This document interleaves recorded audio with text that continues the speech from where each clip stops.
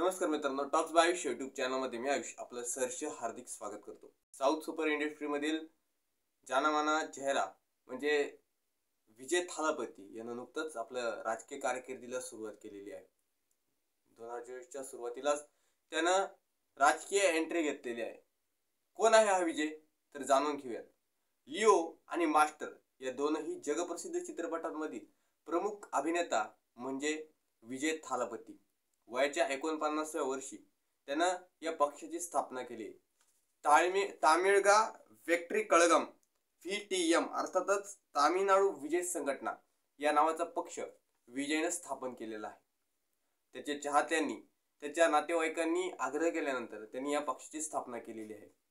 तामिळनाडूचं एकंदर जर का आपण राजकीय विश्लेषण केलं तर त्या ठिकाणी नेत्यापेक्षा अभिनेत्याला जास्त मानलं जातं।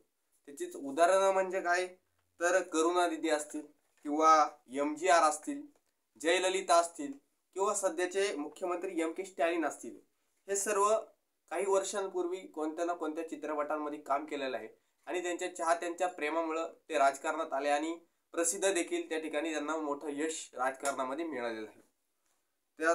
त्याचबरोबर जर आपण विजयांचा अभ्यास केला तर विजय हे सामाजिक दृष्ट्या योग्य असे पिक्चर असतात। त्याचबरोबर त्यांचे राजकीय मुद्दे असतात त्या चित्रपटांच्या माध्यमातून असे विविध ते पिक्चर त्या ठिकाणी साकारत असतात। आता सध्या जर तामिळनाडूची राजकीय परिस्थिती बघितली तर जयललितांच्या जाण्यानं द्रमुक पक्ष हा खिळखिळा झालेला आहे आणि MK स्टॅलिन वरती राज्यातील जनता नाराज आहे।